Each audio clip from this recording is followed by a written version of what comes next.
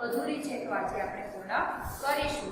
તો સૌપ્રથમ મિત્રો તમને હું જે બોલું છું, જે સમજાવું છું એનો બરાબર ધ્યાન આપજો અને આપણે જે પણ પાઠ્યપુસ્તક છે એ શોધો અને ત્યાર પછી એમાં પેજ નંબર આપણે 44 પેજ નંબર 44 ઉપર આપણે આજે જોઈશું। આગલા ભાગમાં આપણે આવરે વરસાદ એ કવિતા જોઈ ગયા હતા, ત્યાર પછી એમાં થોડા શબ્દો હતા એ આપણે બોલ્યા હતા અને તમે સાંભળ્યા હતા।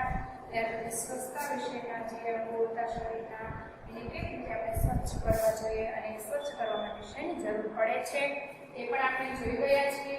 ત્યાર પછી આજે આપણે પેજ નંબર 44 ઉપર જ આપણે જોવાનું છે। તો ચાલો બાળ મિત્રો, તમને પેજ નંબર 44 ખોલેલું જ હશે। તો આપણે સૌપ્રથમ ઓળખો અને એમાં રંગ પૂરો। ઓળખો અને રંગ પૂરો એટલે તમને આપેલા છે ચિત્ર અને મૂળાક્ષરો પણ લખેલા છે, તો આપણે એમાં જોવાનું છે કે શું છે। તો કે ભાઈ પહેલા જ છે વ ઓળખવાનો છે। અહીંયા ધ્યાન રાખો, વ આ જે તે પાન છે ઝાડની ડાળી છે એમાં વ ઓળખવાનું છે, વહાણનો વ। તો વ જે છે એ અહીંયા તો આ જે છે એને આપણે રંગવાનો છે। કેવા કલરથી? તો કે આ જે છે આછા લીલા એવા કલરથી આપણે વ ગોતી અને એમાં રંગ પૂરવાનો છે। અહીંયા પણ જો વ છે તો આને પણ અહીંયા ગોતી અને રંગ પૂરવાનો છે। ત્યાર પછી આ વ અહીંયા છે તો આ વ જે છે એને પણ આપણે એમાંથી ગોતવાનો છે કે ભાઈ ક્યાં છે એ આપણે શોધી અને જે આ વ છે એમાં રંગ પૂરવાનો છે। ત્યાર પછી છે ર એટલે રકાબીનો ર। તો રકાબી આ ર જે છે આપણે રમકડાનો ર કહીએ છીએ, તો એ ર કેટલા છે પહેલા તો આપણે ગોતવા જોઈએ। તો કે ર અહીંયા છે અને અહીંયા છે, આ બે ર છે એમાં તમારે આ જે લીલો કલર છે તે લેવાનો છે। ત્યાર પછી છે સફરજનનો સ। તો સફરજનનો સ પણ આપણે ગોતવા જોઈએ। કેટલા છે? તો કે આ એક, પછી આ બે છે, કેટલા છે? બે। તો આપણે બે સ છે એમાં આપણે શોધી અને એમાં રંગ પૂરવાનો છે। આ બીજા જે મૂળાક્ષરો છે એમાં રંગ પૂરવાનો નથી। ત્યારબાદ છે દ્રાક્ષનો દ। તો આમાં દડાનો દ આપણે પણ કહીએ છીએ, તો આપણે સૌપ્રથમ પહેલા શું કરીશું? ગોતીશું મૂળાક્ષરો। ક્યાં દડાનો દ છે? તો કે અહીંયા છે, અહીંયા છે અને અહીંયા છે, ત્રણ છે દડાના દ। જોઈ લો, આ દડાના દ અહીંયા, અહીંયા અને અહીંયા ત્રણ દડાના દ છે એ શોધી અને તમારે એમાં આછા લીલો રંગ પૂરવાનો છે।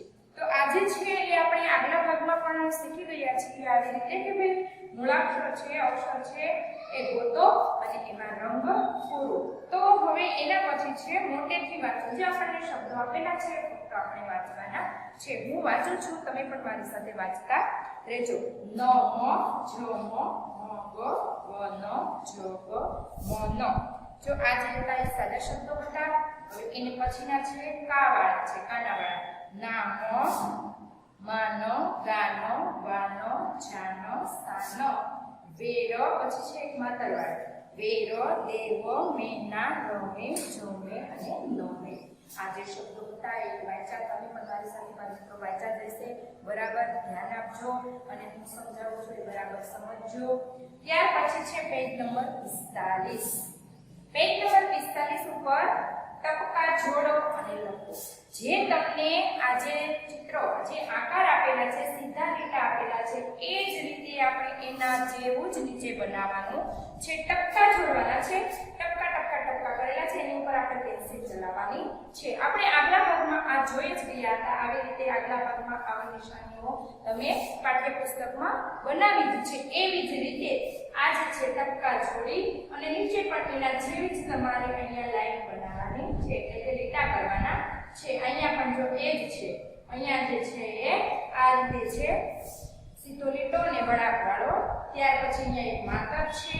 સૌપ્રથમ તો એમ છે કે ભાઈ આ કાનાવાળા છે, આ માતર આપણે મૂકીએ છીએ ને એ રીતના છે। આ જે નિશાની છે એ જોઈ તમારે બનાવવાની છે। અને ત્યાર પછી છે આંગળી ફેરવી। આપણને અક્ષર આપ્યા છે મૂળાક્ષર વ, ર, સ, દ।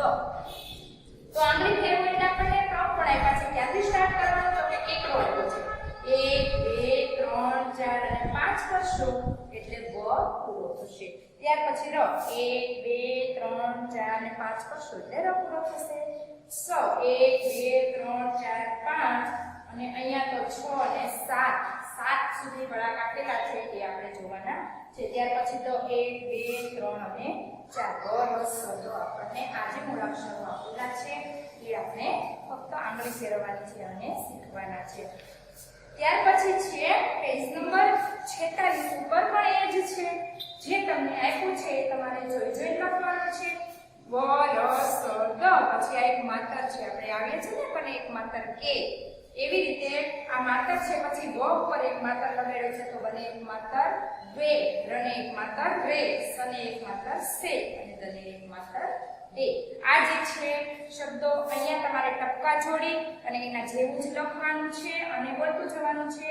અહીંયા માતર છે તો તમારે બોલતું જવાનું છે કે બને એક માતર બે, બને એક માતર બે, બને એક માતર બે, આવી રીતે બોલતા જાઓ અને સુંદર અક્ષરે લખતું જવાનું છે. જોઈને લખવાનું છે. આ જે પેજ નંબર 47 છે એમાં પણ એ જ છે.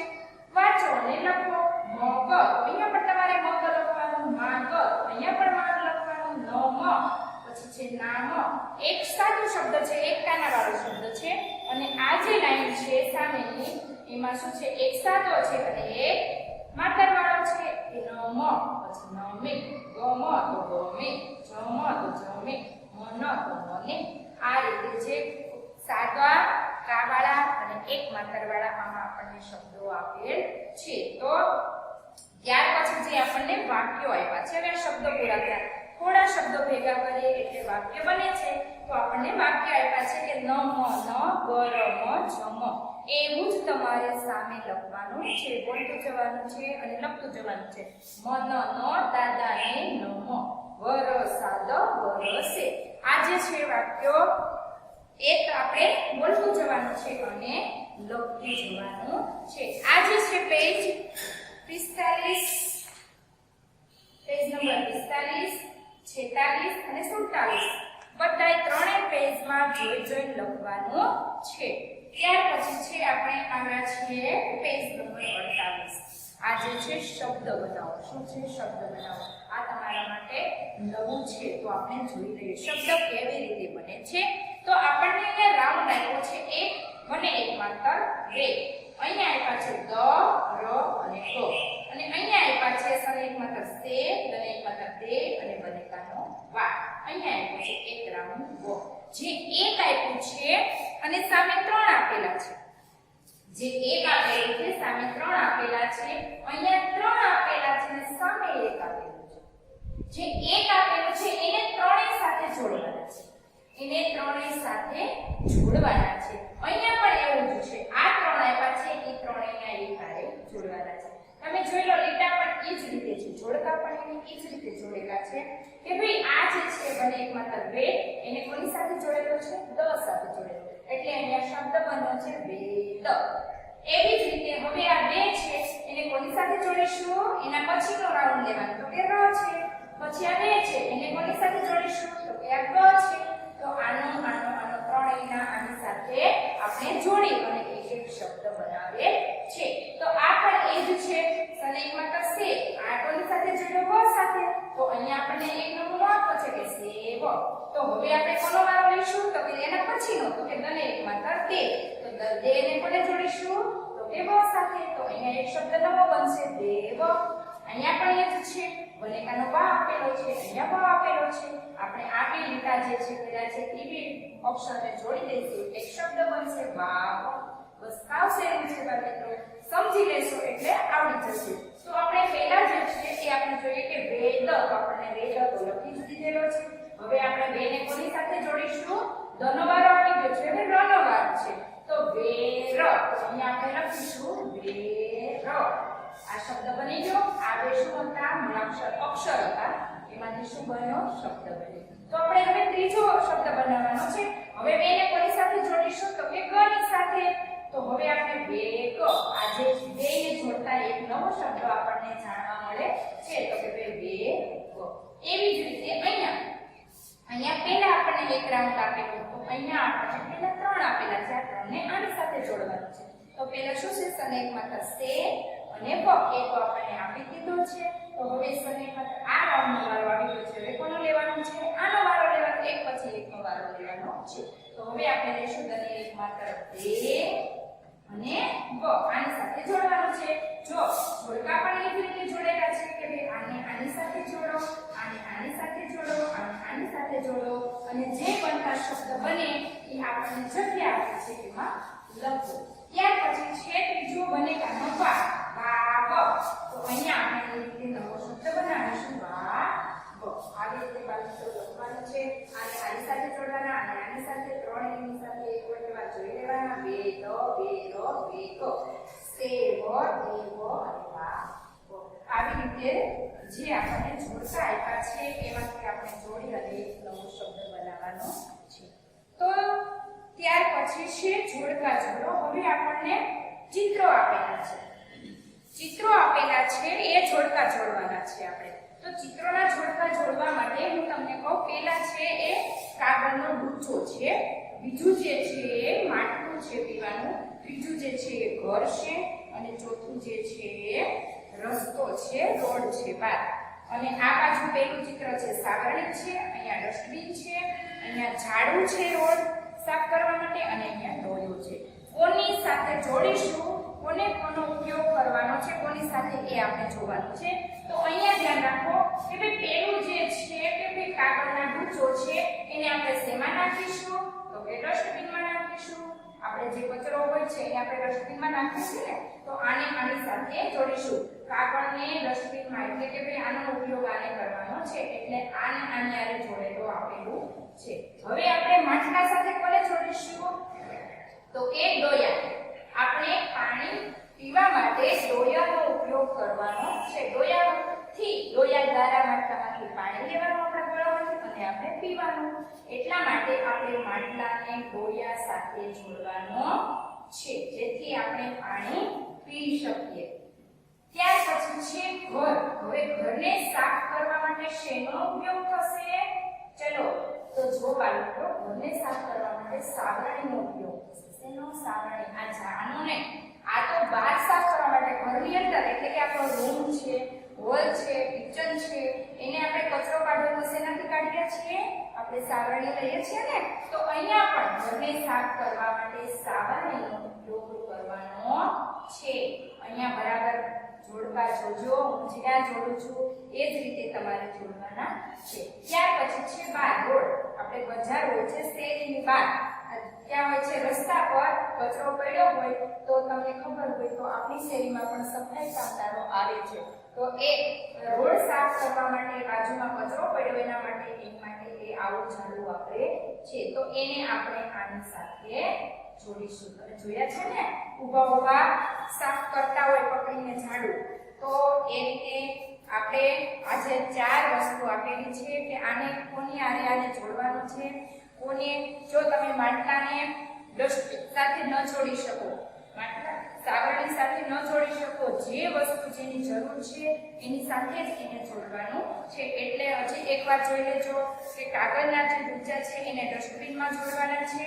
માટલું જે છે પીવાનું જોડો એને આપણે ડોયાથી જોડવાનું છે કે ભાઈ ડોયામાંથી પાણી લઈ અને આપણે પાણી પીશું. ત્યાર પછી ઘર જે છે, ઘરને સાફ કરવા માટે સાવરણીનો ઉપયોગ થાય છે અને જે બહાર રસ્તા ઉપર કચરો પડ્યો એને સાફ કરવા માટે આનો ઉપયોગ થાય છે. તો આ રીતે જોડકા જોડવાના છે. ત્યાર પછી જે છે પેજ નંબર 50 ઉપર ટપકા જોડો અને ચિત્ર બનાવો.